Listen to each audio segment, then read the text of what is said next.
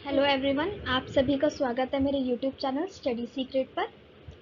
तो आज जो हम चैप्टर कवर करेंगे उसका नाम है समानता यानी कि इक्वालिटी। ठीक है, ये आपके बीए प्रोग्राम फर्स्ट सेमेस्टर का ही चैप्टर है, पॉलिटिकल साइंस का। पेपर का नाम रहेगा आपका introduction to political theory. Actually जो आपका पोल साइंस है फर्स्ट सेमेस्टर में, उसमें आपके 3 यूनिट रहेंगे, जिसमें सेकेंड यूनिट में आपके 4 चैप्टर हैं। फर्स्ट चैप्टर जो है आपके सेकेंड यूनिट का, वो स्वतंत्रता था, जो हम कवर कर चुके हैं ऑलरेडी। ये आपका सेकेंड चैप्टर रहेगा सेकेंड यूनिट का। ओके, हमेशा की तरह हम इस चैप्टर को भी सिंगल वीडियो में ही कवर करेंगे। तो चैप्टर शुरू करने से पहले मेरा आप सभी से एक क्वेश्चन है कि आपको ये जो आपके सामने इमेज नज़र आ रही है, इसमें से समानता कौन सी है? इमेज नंबर फर्स्ट और इमेज नंबर सेकेंड, इसमें से आप समानता यानी इक्वालिटी किस वाली पिक्चर में कहेंगे? कुछ लोगों को ये लगेगा और कुछ लोगों को ये लगेगा, और बहुत सारे लोग होंगे जो इन दोनों के बीच में ही कंफ्यूज होंगे। तो देखा जाए तो इसमें मैच है, मैच चल रहा है, और ये 3 पर्सन है जिन तीनों की सिचुएशन अलग अलग है। ठीक है, अब हम इसमें समानता देख रहे हैं। इन लोगों को मैच देखना था, तो यहाँ पे इनको हमने 3 सोर्स प्रोवाइड कराए हैं, ये बॉक्सेस जैसे। क्यों प्रोवाइड कराए? ताकि ये मैच अच्छे से देख पाएँ। इस पर्सन को भी हमने सेम हाइट का बॉक्स प्रोवाइड कराया, इसको भी और इसको भी। बट क्या ये बॉक्सेस इनके लिए यूजफुल हैं? देखा जाए तो हमने तो समानता करी, तीनों को सेम चीज़ सेम हाइट की प्रोवाइड कराई, बट क्या सही मायने में समानता है? और अगर हम सेकंड पिक्चर की बात करें तो इसको हमने कुछ नहीं प्रोवाइड कराया, बट ये जो लड़की है इसको हमने 2 बॉक्सेस प्रोवाइड कराए, और ये जो व्हील चेयर पे पर्सन बैठा हुआ है इसको हमने एक स्लाइड प्रोवाइड करा दी पूरी, जिसपे ये चढ़कर अपना मैच आराम से देख सकता है। तो क्या ये समानता है? जबकि हमारे पास जो रिसोर्सेज थे वो हमने एक को ज़्यादा अच्छा प्रोवाइड कराया, एक को हमने एक्स्ट्रा प्रोवाइड कराया, और एक को देखा जाए तो हमने वो चीज़ दी नहीं। तो इसमें से समानता वाली पिक्चर कौन सी, किसमें हम कह सकते हैं कि समानता है? तो अब हम देख लेते हैं इसको। अगर हम समानता को देखें तो समानता हम 2 टाइप की देख सकते हैं। पहला हो गया समानता सेमनेस, ठीक है, जिसमें हम सभी चीज़ों को, सभी पर्सन को सेम चीज़ प्रोवाइड कराएंगे। और सेकंड जो हो जाएगा वो हो जाएगा आपका फेयरनेस। अब आप लोग ये सोच रहे हैं कि हमने ये फेयरनेस और सेमनेस की बात क्यों करी? जो आपका इमेज नंबर फर्स्ट है ना, इसमें सेमनेस की बात की गई है, और वहीं जो आपका इमेज नंबर सेकंड है इसमें हमने फेयरनेस इक्वालिटी की बात करी है। क्यों? क्योंकि देखिए इसमें हमने तीनों को सेम चीज़ें प्रोवाइड कराई, सेम हाइट की, सेम तरीके के बॉक्सेस प्रोवाइड कराए। बट इस पर्सन को, जो पर्सन फर्स्ट है इसमें, इनको तो ज़रूरत ही नहीं थी मैच देखने के लिए इसकी, बिकॉज इनकी हाइट काफ़ी अच्छी है। वहीं इस लड़की को भी हमने सेम चीज़ प्रोवाइड कराई, बट इनके लिए तो ये यूज़फुल ही नहीं है। क्यों? क्योंकि इनको अभी भी देखने में मैच परेशानी हो रही है। और वहीं जो हम ये व्हील चेयर पे जो पर्सन बैठे हैं इनके लिए भी यूज़फुल नहीं, क्योंकि ये चढ़े कैसे इसके ऊपर। तो यहाँ पे हमने सेमनेस की तो इक्वालिटी दिखाई, बट यहाँ पे फेयरनेस नहीं है। और वहीं इमेज नंबर सेकंड में इनको हमने कुछ नहीं दिया, इनको डबल बॉक्सेस दिए और इनको हमने ये स्लाइड वाला दिया। अब इसमें फेयरनेस है। क्यों? क्योंकि ये पर्सन भी अच्छे से मैच देख पा रहे हैं, ये लड़की भी अच्छे से मैच देख पा रही है, और ये पर्सन भी अच्छे से मैच देख पा रहे हैं। तो अब यहाँ पे हमने फेयरनेस वाली इक्वालिटी दिखाई। इस चैप्टर में हमें यही समझना है कि इक्वालिटी क्या है, इक्वालिटी क्यों इम्पॉर्टेंट है। ये पूरा चैप्टर आपके समानता यानी इक्वालिटी पे ही डिपेंडेंट है। तो अपने चैप्टर की शुरुआत करते हैं समानता की डेफिनेशन और इंट्रोडक्शन के साथ।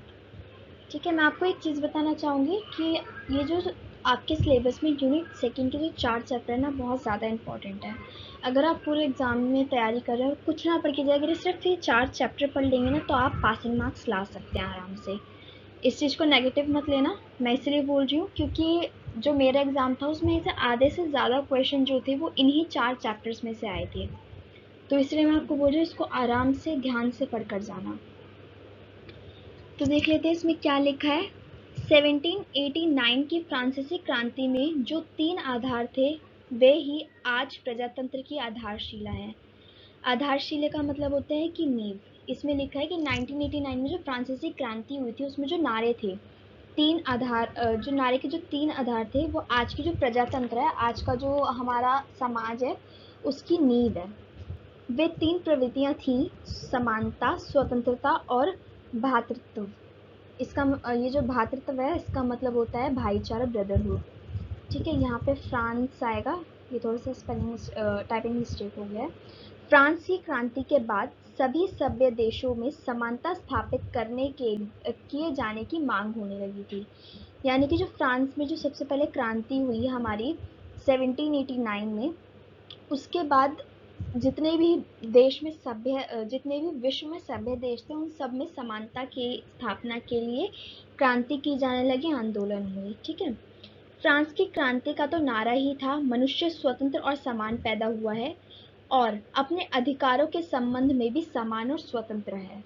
फ्रांस में जो क्रांति हुई थी उसका नारा यह था कि मनुष्य जो है वो समान और स्वतंत्र पैदा हुआ है, कि जन्म से ही वो स्वतंत्र और समान है, उसमें कोई भेदभाव नहीं कर सकता, क्योंकि ये जन्म सिद्ध अधिकार है एक मनुष्य का, और अधिकारों के संबंध में भी वो समान और स्वतंत्र है। यानी कि एक इंसान को अगर अधिकार है किसी चीज का तो दूसरे इंसान को भी सेम अधिकार होगा, क्योंकि समानता और स्वतंत्रता दोनों है। बाद में अमेरिका ने भी स्वतंत्रता संबंधी घोषणा पत्र में इसे स्वीकार किया। उसमें कहा गया, हम इस सत्य को स्वयं सिद्ध मानते हैं कि सब मनुष्य समान पैदा हुए हैं। यानी कि फ्रांस के बाद अमेरिका ने भी इस चीज को स्वीकार किया, एक्सेप्ट किया कि हम सभी समान हैं। समानता और ये जो स्वतंत्रता है वो सभी का अधिकार है। 1917 में रूस क्रांति का भी उद्देश्य असमानता को समाप्त करना ही था। ठीक है, यानी कि फ्रांस के बाद अमेरिका, अमेरिका के बाद रूस, सब में एक ही चीज को लेके क्रांति हो रही थी, समानता और स्वतंत्रता। एक्चुअल में हुआ क्या था, 1789 में जब फ्रांस की क्रांति हुई थी, उसके जब वो फ्रांसीसी क्रांति अपना जो उद्देश्य था उसको सफलतापूर्ण पूर्ण कर पाई, उसके बाद विश्व के हर एक देश में, अलग अलग देश के कोने पे स्वतंत्रता और समानता के लिए जो था वो युद्ध होने लगे थे, क्रांतियां छिड़ गई थी, क्योंकि समानता और जो स्वतंत्रता है वो एक पर्सन के जीवन की नींव है। इसके बिना कोई भी अपना विकास नहीं कर सकता है। इसीलिए देश के हर कोने पे समानता और स्वतंत्रता के लिए क्रांतियां होनी शुरू हो गई थी।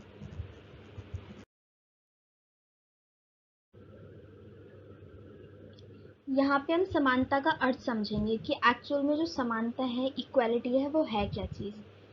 ठीक है, तो समानता का ये अर्थ नहीं है कि प्रत्येक के साथ एक जैसा व्यवहार किया जाए, बल्कि समानता का सही अर्थ यह है कि कोई विशेष अधिकार वाला वर्ग ना रहे और सभी की उन्नति के समान अवसर प्राप्त हों, सभी को उन्नति के समान अवसर प्राप्त हों।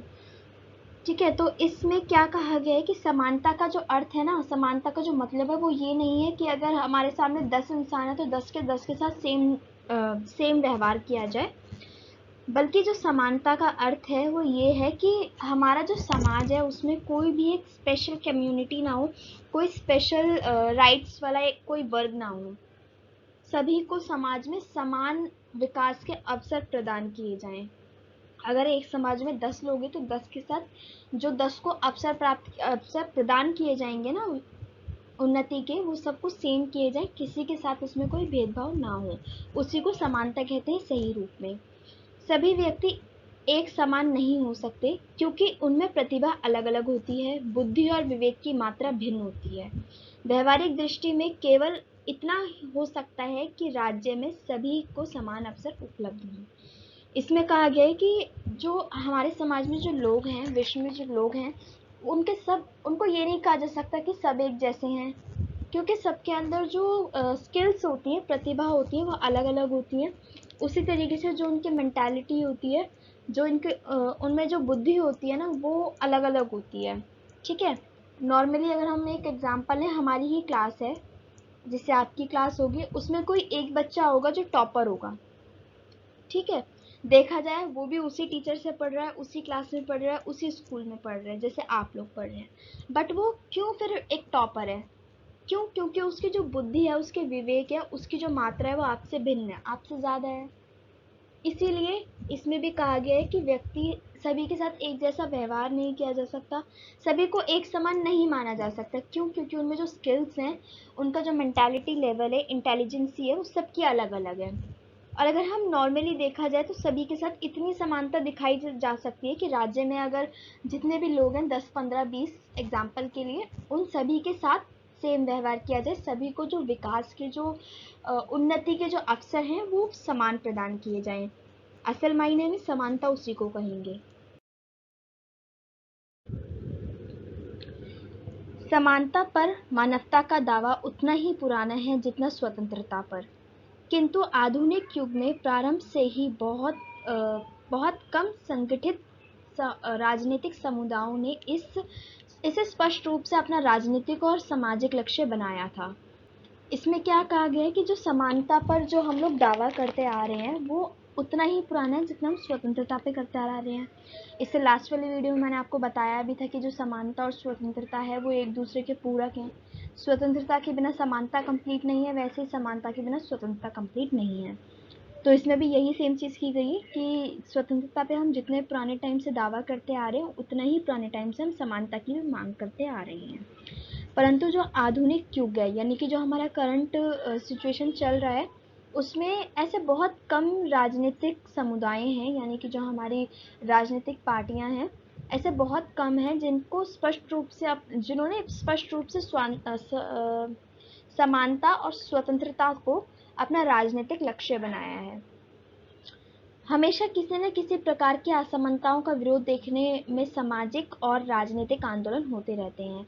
यानी कि जो हमारे समाज है उसमें कुछ ऐसी समानताएं हैं जिसके विरोध करने के लिए ना सामाजिक और राजनीतिक आंदोलन होते आ रहे हैं और अभी भी हो रहे हैं।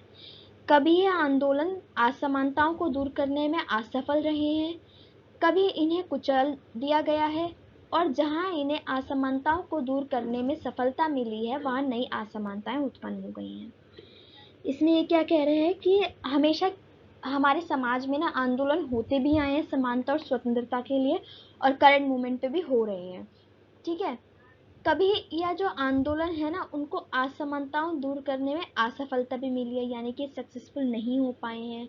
कहीं पे उनको कुचल दिया गया है, यानी कि वो आंदोलन खत्म भी नहीं, उससे पहले उनको कुचल दिया गया, वो बंद करा दिए गए, उसमें पता ही नहीं चला उसमें क्या हुआ। कुछ ऐसा होता है।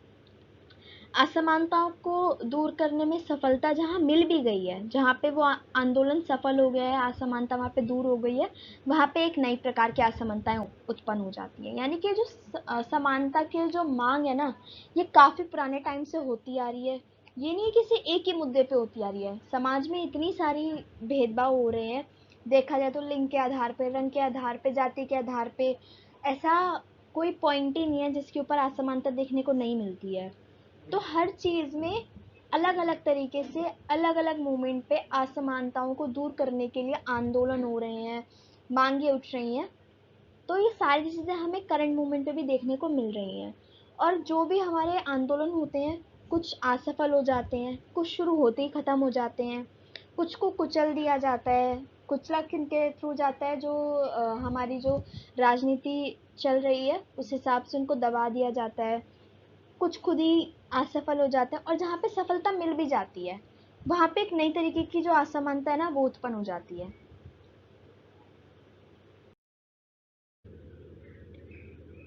उदारवादी लोकतांत्रिक देशों में राजनीतिक समानता को अधिकार का दर्जा मिला है। यानी कि जो उदारवाद लोकतांत्रिक देश हैं उसमें जो राजनीतिक समानता है, राजनीतिक समानता क्या होती है ये चीज़ हम आने वाली स्लाइड्स में अच्छे से पढ़ेंगे, बट मैं एक हिंट दूंगी कि जो राजनीति हमारे देश में हो रही है उसमें जो हमें समानता प्राप्त है उसी को हम राजनीतिक समानता का अधिकार कहेंगे। तो उदारवादी देशों में, जो उदारवादी लोकतांत्रिक देश हैं उसमें राजनीतिक समानता का जो अधिकार है उसको अधिकार का दर्जा मिला है। कानून का शासन और कानून की नज़र में सभी को समान समझने की भावना उनकी संस्थाओं का अंग बन गई है। यानी कि कानून और शासन की नज़रों में सभी को जो समानता प्राप्त है वो उनकी जो संस्थाएं हैं उस उदारवादी लोकतांत्रिक देश की उनका एक अंग बन गई है। किंतु जल्द ही ये महसूस किया जाने लगा कि जब तक व्यापक सामाजिक और आर्थिक विषमताएं मौजूद रहेंगी तब तक इस समानता से आबादी का एक छोटे से हिस्से के हितों की ही रक्षा होगी। इससे जो हमने पहले वाला चैप्टर पढ़ा था जिसमें हमने स्वतंत्रता के बारे में पढ़ा था, उसमें भी मैंने एंड की स्लाइड्स में आपको बताया था कि जब तक हमारे समाज में आर्थिक विषमताएं हैं, आर्थिक भेदभाव है, तब तक किसी भी तरीके की जो हमें समानता है, स्वतंत्रता है, वो हमें पूर्ण रूप से प्राप्त नहीं हो सकती है। क्यों नहीं हो सकती है, वो चीज़ मैंने आपको उस वीडियो में बहुत अच्छे से समझाई थी। सेम चीज़ इसमें भी कही गई है कि जब तक हमारे समाज में आर्थिक विषमताएं हैं, आर्थिक ऊंच नीच है, तब तक हमें किसी भी प्रकार की समानता नहीं प्राप्त हो सकती, चाहे वो कानूनी समानता हो, नागरिक समानता हो या राजनीतिक समानता हो। ठीक है, जब तक अगर ये मौजूद है हमारे समाज में, जो आर्थिक विषमता अगर हमारे समाज में मौजूद है, सामाजिक और आर्थिक विषमता, तब तक हमारे देश में जो इतनी बड़ी आबादी है ना, उसके एक छोटे से हिस्से को ही सिर्फ समानता प्राप्त हो सकती है। सिर्फ एक छोटे से हिस्से को, सभी को नहीं प्राप्त होगी। सबको तब प्राप्त होगी जब हमारे देश में जो आर्थिक विषमताएं और सामाजिक विषमताएं उनको दूर किया जाएगा। आज भी समानता पर मानवता का दावा एक महान आदर्श और प्रेरणादायक शक्ति ही है। इससे सिर्फ व्यक्तियों और सामाजिक वर्गों को ही नहीं बल्कि विभिन्न देशों को प्रेरणा मिलती है जो असमानताओं से भरी दुनिया में एक दूसरे के साथ रहने पे मजबूर हैं। ये आपको थोड़ा समझ में नहीं आया होगा कि इसमें मैंने क्या पढ़ा। इनका कहने का ये मतलब है, जैसे हमने वीडियो की स्टार्टिंग में ही देखा था कि सबसे पहले फ्रांसीसी क्रांति हुई, वहाँ पे समानता की मांग हुई। उसके बाद अमेरिका ने भी समानता को एक्सेप्ट किया। तो जो फ्रांस में क्रांति हुई उसको देखा अमेरिका ने, और अमेरिका के जो लोग थे उनको समझ में आया कि हमारे लिए जो समानता है वो कितनी ज़्यादा इम्पोर्टेंट है। उसके बाद रूस आया, रूस को भी समझ में आया कि समानता इम्पोर्टेंट है, रूस में भी क्रांति हुई। तो एक देश को दूसरे देश ने देखा, दूसरे देश को तीसरे देश ने देखा, इसी तरीके से इस देश से ये देश प्रेरित हुआ, यानी कि फ्रांस से अमेरिका प्रेरित हुआ कि हमें भी समानता चाहिए, अमेरिका को देख के रूस भी प्रेरित। तो इसमें भी यही कहा गया है कि आज भी जो मानव दावा करता है समानता पर, वो एक महान आदर्श और प्रेरणादायक शक्ति बना है, क्योंकि सिर्फ इससे एक इंसानी समाज को ही नहीं प्रेरणा मिलती है, इससे पूरे के पूरे देश को प्रेरणा मिलती है, पूरा देश उजागर होता है, पूरे देश को एक मोटिव मिलता है कि हमें भी समानता चाहिए। उसको समझ में आता है कि हमारे लिए समानता जो है कितनी ज़्यादा इम्पोर्टेंट है। अभी तक की वीडियो में हमने समानता का इंट्रोडक्शन पढ़ लिया, समानता क्या है, समानता के लिए जो मांगे उठनी शुरू हुई थी वो किस तरीके से उठनी शुरू हुई थी, वो सारी चीज़ें हमने देख ली हैं। अब जो हम पढ़ेंगे वो पढ़ेंगे समानता की आवश्यक शर्तें, यानी कि अगर हमें एक देश में या हमें समानता चाहिए तो उसके लिए जो आवश्यक शर्तें हैं वो क्या हैं। समानता के लिए दो बातों की विशेष आवश्यकता है, यानी कि अगर हमें किसी देश में कहीं पे समानता की स्थापना करनी है तो दो चीज़ें हमें स्पेशली चाहिए। क्या? फर्स्ट है हमारे पास खास विशेष अधिकारों का अनस्तित्व, यानी कि एब्सेंस ऑफ स्पेशल प्रिविलेज, यानी कि कोई भी समाज में ऐसा इंसान ना हो, ऐसा वर्ग ना हो जिसको कोई स्पेशल राइट्स प्रोवाइड किए गए हों। ठीक है। सेकंड है सभी के लिए उचित अवसरों की व्यवस्था, यानी समाज में जितने लोग हैं उन सभी को उचित अवसर प्रदान हो विकास के लिए, provision of aquatic opportunities for all. तो ये जो दो मैंने आपको पॉइंट्स बताए, ये दो पॉइंट्स हमें चाहिए अगर हमें समानता की स्थापना करनी है किसी देश में, किसी वर्ग में, किसी समाज में। तो अभी जो हमने इससे लास्ट स्लाइड में देखा कि समाज में अगर हमें समानता की स्थापना करनी है तो हमें किस तरीके से किन चीज़ों की आवश्यकता पड़ेगी। ठीक है, किन बातों की आवश्यकता है। ठीक है, तो उसमें हमने दो पढ़े थे, खास विशेष अधिकारों वाला वर्ग ना हो और सभी के लिए समान अवसरों की व्यवस्था हो। तो इसको हम थोड़ा सा ब्रीफ में देख लेते हैं कि खास विशेष अधिकारों का अनस्तित्व का मतलब क्या है। ठीक है, तो विशेष अधिकारों के अनअस्तित्व का अभिप्राय है कि समाज में किसी भी व्यक्ति को धन, वंश या पद की दृष्टि से ऐसी कुछ विशेष अधिकार उपलब्ध ना हो जिससे दूसरे लोग वंचित रह जाएं। तो इसका क्या मतलब हुआ कि अगर समाज में हमें समानता की स्थापना करनी है तो समाज में कोई भी व्यक्ति ऐसा नहीं होना चाहिए जिसके पास धन, वंश या पद की दृष्टि से कुछ ऐसे विशेष अधिकार प्राप्त हों जिससे समाज के दूसरे लोग वंचित रह जाएं। और सेकंड है सभी के लिए उचित अवसरों की व्यवस्था। तो इसका क्या मतलब है? उचित अवसरों की व्यवस्था का अभिप्राय यह है कि प्रत्येक व्यक्ति के लिए ऐसे साधन सुलभ किए जाएं जिसके द्वारा वह अपनी अंतर्निहित क्षमताओं का पूरा विकास कर सके। यानी कि समाज में ऐसे सुलभ साधनों का निर्माण होना चाहिए, ऐसी अपॉर्चुनिटीज़ उनको मिलनी चाहिए जिससे जो उनके इंटरनल जो स्किल्स है ना वो पूरी डेवलप हो सकें और उससे वो अपना विकास कर सकें। तो ये दो चीज़ जो हैं वो समानता के लिए बहुत ज़्यादा इम्पॉर्टेंट है। अभी तक हमने जो पढ़ा कि समानता के लिए आवश्यक शर्तें क्या हैं, उसको हमने थ्योरेटिकल रूप में तो हमने समझ लिया। अब हम एक एग्जांपल से भी समझ लेते हैं ताकि आप सबको ये अच्छे से समझ में आ जाए। सो फॉर एग्जांपल, आधुनिक संसार में साधारणतः अवसरों की उपलब्धि पैतृक परिस्थिति के ऊपर निर्भर होती है। यानी कि जो अभी हमारे करंट मोमेंट जो चल रहा है, करंट सिचुएशन जो चल रही है, उसमें देखा जाए तो हमारे नॉर्मली जो विकास और अगर हम अवसर देखें तो जो उसकी उपलब्धि होती है ना वो किसके ऊपर निर्भर होती है? हमारे पेरेंट्स की सिचुएशन के ऊपर, कि हमारे जो पेरेंट्स हैं उनकी सिचुएशन किस तरीके की है। जिन बच्चों के माता पिता धनी व शिक्षित होते हैं, जिन बच्चों के माँ बाप के पास पैसा अच्छा होता है, वो अपने बच्चों को ऊंची शिक्षा प्राप्त करके समाज में उनके लिए महत्वपूर्ण स्थान बना सकते हैं। यानी कि अगर एक हमारे पास ऐसा फैमिली है जिसकी जो इकोनॉमिक कंडीशन है, फैमिली नंबर ए, वो काफ़ी ज़्यादा अच्छी है, तो वो क्या करेंगे, वो अपने बच्चों को अच्छे स्कूल में पढ़ाएंगे, अच्छी एजुकेशन देंगे, उनको एक्स्ट्रा क्लासेस, एक्स्ट्रा कोचिंग देंगे जिससे वो अच्छे से पढ़ के समाज में एक अच्छे पोस्ट पर काम करेंगे, एक अच्छे पोस्ट बना पाएंगे, अपनी अपनी अच्छी पहचान बना पाएंगे। वहीं एक ऐसी फैमिली है उसके विपरीत मजदूर फैमिली, जिनके माता पिता सॉरी इसके विपरीत मजदूर माता पिता के बच्चे को आगे चलकर अधिकतर शारीरिक श्रम का ही पल्ला पकड़ना पड़ता है। यानी कि समाज में एक ऐसा भी फैमिली होती है जो आर्थिक रूप से समृद्ध नहीं होती है, जो मजदूर फैमिली होती है। उनके साथ क्या होता है कि बच्चे स्टार्टिंग में तो उनकी शिक्षा ले लेते हैं, जो उनका प्राइमरी एजुकेशन रहता है वो ले लेते हैं, बट आगे चल के उनके पास इतना पैसा नहीं होता है कि वो अच्छी एजुकेशन ले पाएँ, जिस वजह से उनके भी बच्चों को क्या करना पड़ता है, उनके भी बच्चों को आगे जाके मजदूरी ही करनी पड़ती है बिकॉज ऑफ इकोनॉमिक कंडीशन। ठीक है, तो इसमें हमने दोनों चीज़ें देख ली। विशेष अधिकार भी है, क्यों? क्योंकि पैसा बहुत है इनके पास, पैसा अच्छा है, शिक्षित है, तो बच्चों को भी अच्छे से पढ़ा पा रहे हैं।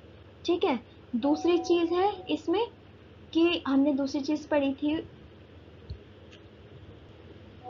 और जो हमने दूसरा पॉइंट पढ़ा था वो ये पढ़ा था कि समाज में सभी को समान अवसर प्रदान हो उन्नति के।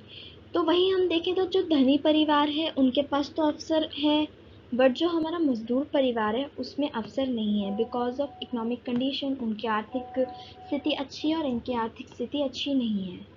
तो ये एक एग्जाम्पल था, ये आप अपने एग्ज़ाम में भी लिख सकते हैं। एग्जाम्पल काफ़ी ज़्यादा इंपॉर्टेंट होते हैं, तो इससे आप समझ भी गए होंगे काफ़ी अच्छे से, आई होप। तो अब नेक्स्ट देख लेते हैं क्या है। अब देख लेते हैं कि समानता का महत्व, यानी कि हमारे समाज में, विश्व में समानता का क्या महत्व है। ठीक है, तो व्यक्ति के लिए जितना महत्व स्वतंत्रता का है उतना ही महत्व समानता का है, क्योंकि समानता के बिना स्वतंत्रता का वास्तविक आनंद प्राप्त नहीं किया जा सकता। समानता की मांग में सदैव से ही प्रचलित विषमताओं का रूप बदलता है, वैसे वैसे समानता का अर्थ भी बदलता जा रहा है। तो अभी तक के जो हमने पढ़ा है इसमें क्या पढ़ा है कि व्यक्तियों के लिए जो समानता है ना वो उतनी ही महत्वपूर्ण है जितनी स्वतंत्रता है। और जो स्वतंत्रता है ना, समानता है, उसके बिना ना स्वतंत्रता का कोई आनंद ही नहीं है। हमने इससे पहले वाली वीडियो में भी ये चीज़ पढ़ी थी कि स्वतंत्रता के बिना समानता अधूरी है और समानता के बिना स्वतंत्रता। सेम चीज़ यहाँ भी कही गई है। और जो समानता की जो मांग है ना, वो उसी आधार पे की जाती है कि समाज में किस तरीके के भेदभाव और जो विषमताएं हैं वो चल रही हैं, और उसी तरीके से जो समानता का अर्थ है वो भी बदलता जाता है।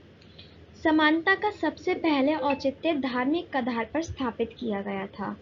इनके अनुसार सभी मानव इसलिए समान हैं कि वे सभी एक ही ईश्वर का रूप हैं। ठीक है, यानी कि जो समानता है ना, वो फर्स्टली जो बोली गई थी वो धार्मिक आधार पर ही उनकी स्थापना की गई थी, क्योंकि लोगों का ये मानना था कि जो मानव है ना वो इसलिए समान है क्योंकि वो सभी एक ईश्वर का रूप है। प्राचीन पश्चिम में यूनान व रोमन व्यवस्थाएं मूलतः विषमताओं पर आधारित थीं। यानी कि जो यूनान और रोमन व्यवस्थाएं थीं जो पश्चिमी विश्व में, वो जो उनका आधार था वो विषमताओं पर ही आधारित था। क्यों था? क्योंकि यदि समानता की कोई बात थी तो यह केवल नागरिकों तक ही सीमित थी। अब आप ये लाइन पढ़ के सोचेंगे कि नागरिकों को अगर समानता मिल रही है तो वहाँ पे हम विषमताओं की बात क्यों कर रहे हैं, क्योंकि समानता है तो सब कुछ है। बट जो यूनान और रोमन साम्राज्य था, व्यवस्थाएं थी, उसमें जो नागरिक का दर्जा दिया जाता था ना, वो केवल पुरुषों को दिया जाता था, क्योंकि वहाँ पे जो नागरिक थे उनमें नारी, दास और बच्चों को नागरिकता नहीं मिलती थी। इस प्रकार समानता की मांग आधुनिक युग की ही देन है। ठीक है, यानी कि इसमें कहा गया है कि जो रोमन साम्राज्य था और जो यूनानी व्यवस्थाएं थी वो विषमताओं पर ही आधारित थी। अगर वहाँ पे कोई समान था तो वो थे नागरिक, और नागरिक मेनली पुरुषों को माना जाता था। यूनान में और रोमन साम्राज्य में जो नारी थी, यानी औरतें जो थी, फीमेल्स, और जो दास थे, बच्चे थे, उनको नागरिकता ही प्राप्त नहीं थी, वो वहाँ के नागरिक माने ही नहीं जाते थे। तो अगर हम मोटे मोटे तौर पे देखें, जो समानता की मांग है ना, वो सिर्फ आधुनिक युग में ही शुरू की गई है, आधुनिक युग की ही देन है। तो इस स्लाइड में हम देखेंगे कि समानता का एक्चुअल में, अगर हम सिंपल वर्ड्स में हम इसका मीनिंग निकालने की कोशिश करें तो वो क्या होगा। तो इसमें मैंने लिखा है कि समानता का अर्थ, साधारण शब्दों में समानता का यह अर्थ लिया जाता है कि सब व्यक्तियों को समान दर्जा प्राप्त हो और सबको बराबर वेतन मिले, परंतु व्यवहार में ये संभव नहीं है। इसका कारण यह है कि प्रकृति ने मानव को असमान बनाया है। रूप रंग बुद्धि शक्ति के आधार पर व्यक्तियों में काफी भिन्नताएं पाई जाती हैं। तो हम समान मानने वाले कौन होते हैं? ठीक है, तो अभी तक मैंने ये पढ़ा कि अगर हम सिंपल वर्ड्स में समानता का जो अगर हमसे कोई डेफिनेशन पूछता है तो हम क्या बताएंगे। तो समानता को ना लोग ये मानते हैं कि सभी को एक बराबर दर्जा दिया जाए, सभी का वेतन बराबर हो जाए, सभी का जो सैलरी है वो बराबर हो, सभी की इनकम बराबर हो। बट एक्चुअल में ये चीज़ संभव नहीं है। क्यों नहीं है? क्योंकि प्रकृति ने सबको अलग बनाया है, सबकी जो इंटेलिजेंसी लेवल है, सबका जो रंग है, रूप है, शक्ति है, अगर हम देखें तो सबकी अलग अलग है। तो हम कौन होते हैं सबको समान मानने वाले? उसी प्रकार अगर हम लॉस्की की बात करें, जो एक बहुत महान व्यक्ति थे, ये एक बहुत अच्छे विचारक थे, प्रोफेसर थे। इनका ये मानना है कि इन्होंने अपनी भाषा में ये कहा है कि समानता का यह मतलब नहीं है कि प्रत्येक व्यक्ति के साथ एक जैसा व्यवहार किया जाए। ठीक है, तो लॉस्की ने भी इस चीज़ को एक्सेप्ट किया है कि समानता का मतलब ये नहीं हो सकता है कि अगर समाज में जितने लोग हैं सभी के साथ एक जैसा व्यवहार किया जाए, सभी को एक समान समझा जाए। अब जो हमने ये चीज़ पढ़ी है ना, इसको हम एक एग्जाम्पल के थ्रू समझते हैं। इस एग्जाम्पल को मैंने लास्ट चैप्टर में भी आपके लिया था, वो भी समानता समझाने के लिए लिया था। तो अब एक बार फिर से देख लेते हैं। हमारे पास पर्सन ए है जो कि है एक ईंटें ढोने वाला मजदूर, और वही पर्सन बी है जो है एक इंजीनियर। ठीक है, पर्सन ए जो हमारा मजदूर है वो दिन के कमाता है सिर्फ और सिर्फ 100 रुपये, उसके दिन की मजदूरी है ये। और वहीं जो हमारा पर्सन बी है जो एक इंजीनियर है, ये दिन के कमाता है 1000, यानी कि 1K। तो अब इसमें देखा जाए, अगर नॉर्मली लोग देखेंगे तो इसको कहेंगे कि ये असमानता है। बट क्यों है ये असमानता?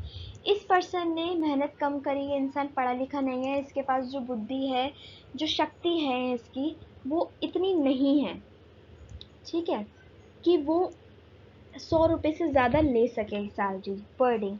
बट जो हमारा इंजीनियर है, उसने मेहनत करी, पढ़ा लिखा, अपनी जो बुद्धि है उसका विकास किया, सही तरीके से अपने संसाधनों का उपयोग किया, और वो आज एक इंजीनियर बना।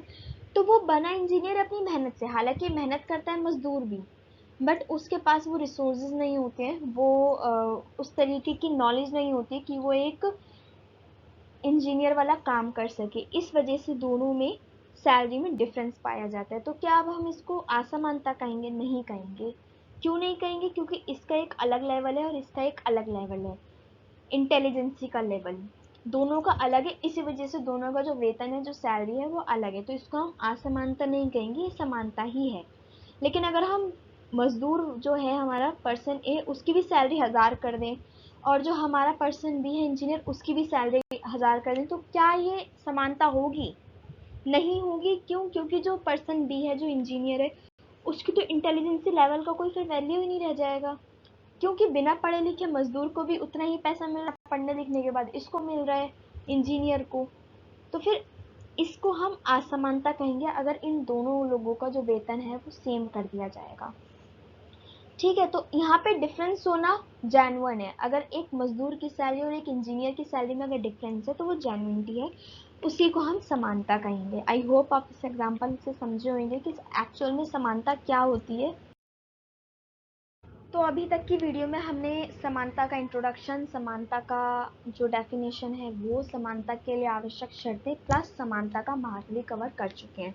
तो 4 मोस्ट इंपॉर्टेंट टॉपिक हम कवर कर चुके हैं, और जो हम 5वां टॉपिक पढ़ने जा रहे हैं वो है समानता के प्रकार, यानी टाइप्स ऑफ इक्वालिटी क्या होती है, कितने टाइप के हैं। तो समानता के विभिन्न निम्नलिखित प्रकार हैं, जो मैंने नीचे लिखे हैं सभी समानता के प्रकार है। 7 टाइप्स ऑफ इक्वालिटी पाई जाती है बेसिकली। वो 7 टाइप्स क्या हैं? प्राकृतिक समानता, फर्स्ट है प्राकृतिक समानता, सेकंड है नागरिक समानता, थर्ड है राजनीतिक समानता, फोर्थ वन इज आर्थिक समानता, फिफ्थ है कानूनी समानता, सिक्स्थ है सामाजिक समानता, and the last one seventh is नैतिक समानता। इन ये होती हैं 7 तरीके की समानता के टाइप्स। इसको आप कई जगह पे ज़्यादा भी देखेंगे, 9 भी देखेंगे, कई जगह पे आप इसे केवल 4 ही देखेंगे। तो ये हमारे किस तरीके से हम इसको डिफाइन करते हैं, किस तरीके से हम इसको प्रेजेंट करना चाहते हैं, उसके ऊपर डिपेंडेंट रहता है। तो आप इसको 7 टाइप्स में लिखिएगा। तो हम एक एक करके सभी को ब्रीफ में देख लेते हैं कि एक्चुअल में जो हमने 7 तरीके की समानताएं पढ़ी वो है क्या चीज़। तो फर्स्ट जो मैंने आपको बताया था प्राकृतिक समानता। तो प्राकृतिक समानता क्या होती है, आइए देख लीजिए। प्राकृतिक समानता का अर्थ यह है कि प्रकृति ने सभी व्यक्तियों को समान रूप से पैदा किया है, अंत सभी समान है। इस प्रकार सभी व्यक्ति जन्म से ही समान होते हैं, इनमें कोई असमानता नहीं पाई जाती है। यानी कि जो प्राकृतिक समानता है उसमें लोगों का ये कहना है कि प्रकृति ने सभी को समान रूप से पैदा किया है, सभी एक जैसे हैं। तो एंड में यही आता है कि सभी समान है, क्योंकि सब प्रकृति ने सबको समान पैदा किया है। तो सभी, जब हम सभी जन्म से ही समान हैं, तो फिर इसमें कोई असमानता है ही नहीं। जो प्राकृतिक समानता है, उन लोग जो प्राकृतिक समानताओं को मानते हैं, उनका कहना यही है कि जब प्रकृति ने सबको समान पैदा किया है तो सभी लोग समान है, इनमें कोई असमानता नहीं है। तो हमने देख लिया कि प्राकृतिक समानता क्या होती है। सेकंड है नागरिक समानता। नागरिक समानता से तात्पर्य है कि सभी लोगों को नागरिक अधिकार और स्वतंत्रता समान रूप से मिलनी चाहिए। यानी कि जो कॉन्स्टिट्यूशन में नागरिक अधिकार दिया गया है एक नागरिक को, और जो स्वतंत्रताएं दी गई हैं वो समान रूप से मिलने चाहिए, वही नागरिक समानता होती है। कानून की दृष्टि से सभी नागरिक बराबर होने चाहिए। राज्य व समाज द्वारा, ठीक है, राज्य व समाज द्वारा नागरिकों को जो स्वतंत्रता प्रदान की जाती है वह नागरिक स्वतंत्रता होती है, जैसे कि धर्म, भाषा, भाषण और प्रेस आदि की स्वतंत्रता। यानी कि जो एक समाज और राज्य द्वारा जो नागरिकों को स्वतंत्रता प्रदान की जा रही है, बोलने की, धर्म को अपनाने की, भाषण की, वो सभी नागरिक स्वतंत्रता में आती है। और कानून की दृष्टि में सभी लोग समान हैं, सभी एक जैसे हैं, सभी को इक्वल राइट्स है, वो नागरिक समानता है। आई होप आप इन चीज़ों को समझ रहे होंगे। आप ऐसे ही छोटे छोटे पॉइंट्स में एक एक करके सभी चीज़ों को लिखिएगा, आपको बहुत अच्छे नंबर मिलेंगे। तो इसमें हम थर्ड जो टाइप है इक्वालिटी का वो देख लेते हैं, जो कि है राजनीतिक समानता। तो सभी लोगों को धर्म, रंग, जाति, जन्म आदि के आधार पर बिना किसी भेदभाव किए समान रूप से राजनीतिक अधिकार मिलना, राजनीतिक समानता होगा, यहाँ पे मैंने बाय मिस्टेक स्वतंत्रता लिख दिया है, ठीक है, तो मैं एक बार फिर से पढ़ देती हूँ। सभी लोगों को धर्म, रंग, जाति, जन्म आदि के आधार पर बिना किसी भेदभाव किए समान रूप से राजनीतिक अधिकार मिलना राजनीतिक समानता है। इस प्रकार समाज की राज्य की नज़रों में सभी लोगों को समान माना जाना चाहिए।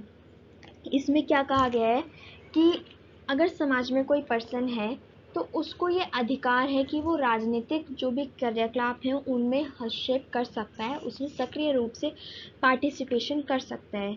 तो उस पर्सन के साथ ये नहीं होना चाहिए कि तुम इस धर्म से हो, तुम्हारा रंग काला है, तुम्हारा रंग गोरा है, तुम इस जाति से हो, तुम्हारा जन्म यहाँ हुआ है, तो उसके साथ इन आधारों पर भेदभाव किया जाए, ये चीज़ गलत है। बिना इन चीज़ों के भेदभाव के उसको ये अधिकार मिलना चाहिए कि वो राजनीतिक कार्यकलापों में अपना हस्तक्षेप कर सके, सक्रिय पार्टिसिपेशन कर सके, उसी को राजनीतिक समानता कहेंगे। और कानून की नज़रों में, राज्य की नज़रों में सभी व्यक्ति समान होने चाहिए, उसी को हम कहेंगे राजनीतिक समानता। फोर्थ पॉइंट पढ़ लेते हैं, आर्थिक समानता। आर्थिक समानता क्या होती है? तो आर्थिक समानता के बिना राजनीतिक समानता मिथ्या है। आर्थिक समानता से हमारा अभिप्राय धन के समान वेतन अथवा आय के समान वितरण से नहीं है, बल्कि इसका तात्पर्य यह है कि समस्त नागरिकों को प्राथमिक जरूरतों की पूर्ति की जाए। तत्पश्चात यदि कुछ राष्ट्र बचत हो तो उसका वितरण सामाजिक हित में हो। समाजवाद और साम्यवाद इसी तथ्यों की पुष्टि करता है। तो ये मैंने आपको इतना पढ़ के मैंने बता दिया है कि इसमें लिखा क्या, वो इसको हम समझ लेते हैं एक बार।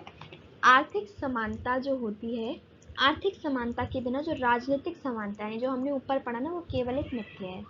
यानी कि अगर हमारे समाज में आर्थिक समानता नहीं होगी ना, तो राजनीतिक समानता होने का कोई सवाल ही पैदा नहीं होता है, तब तक राजनीतिक समानता नहीं हो सकती है। आर्थिक समानता का जो मतलब होता है वो ये नहीं होता है कि सभी लोगों को जो धन है या वेतन है उनकी वो सबकी समान कर दी जाए, ठीक है। इससे पहले वाली स्लाइड्स में हमने पढ़ा भी एग्जाम्पल के साथ कि किस तरीके से जो आय का वितरण है वो समान नहीं हो सकता है, क्योंकि वो जो आय होती है वो एक पर्सन की स्किल के ऊपर डिपेंडेंट होती है कि किस तरीके से उसकी एजुकेशन है, क्या उसकी स्किल्स हैं, वो उसके ऊपर डिपेंडेंट होती है। तो हम ये नहीं कह सकते कि अगर धन हमारे पास समान हम वितरण कर रहे हैं, आय समान है, तो उसी को हम आर्थिक समानता कहेंगे। बल्कि आर्थिक समानता का मतलब ये होती है कि देश में जितने भी नागरिक हैं उनकी जो प्राथमिक ज़रूरतें हैं उनकी पूर्ति की जा सके सही तरीके से, ठीक है। और यदि अगर कोई राष्ट्र बचत होती है, कोई राष्ट्र तौर पर बचत होती है सरकार के पास, तो उसका जो वितरण है वो सामाजिक हित में हो जाए।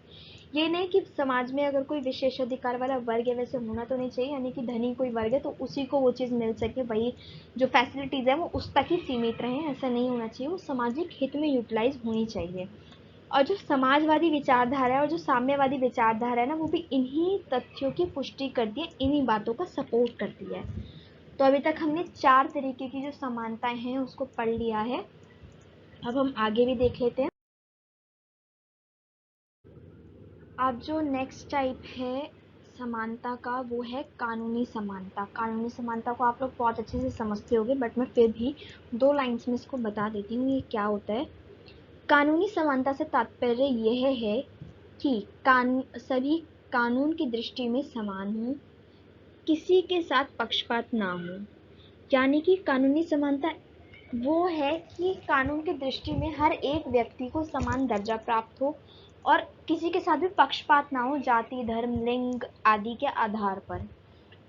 इसमें रूसो ने भी क्या कहा है, रूसो प्रोफेसर थे, उन्होंने ये कहा है कि सभी नागरिकों को कानून समानता प्रदान करना नागरिक समाज की मुख्य विशेषता है। कि जो रूसो थे उनका ये कहना है कि नागरिकों को कानूनी समानता प्रदान करना एक समाज की मुख्य विशेषता है। अगर सभी नागरिकों को कानूनी समानता प्राप्त है, सभी को प्रदान की गई है कानूनी समानता, तो उस नागरिक समाज की ये बहुत ज़्यादा स्पेशलिटी है, बहुत बड़ी स्पेशलिटी है।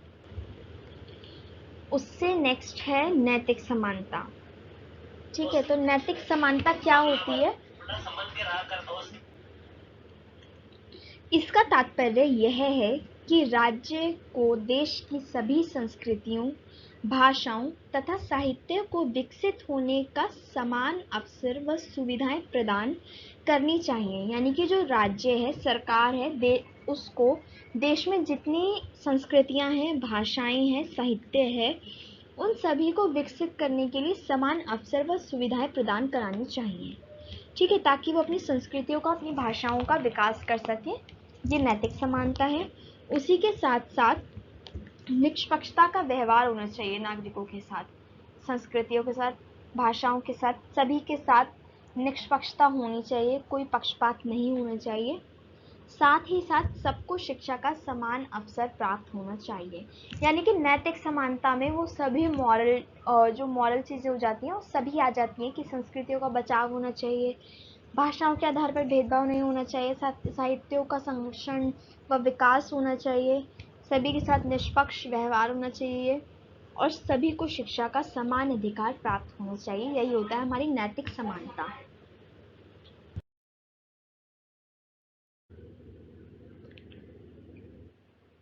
This is our last topic but not the least topic, सामाजिक समानता। सामाजिक समानता में ना जितने भी अभी हमने टाइप्स पढ़े समानता के, वो सभी आ जाते हैं। यानी कि वो सारे जो हमने पढ़े उन सभी का जो निचोड़ होगा वो सामाजिक समानता के अंदर आ जाता है।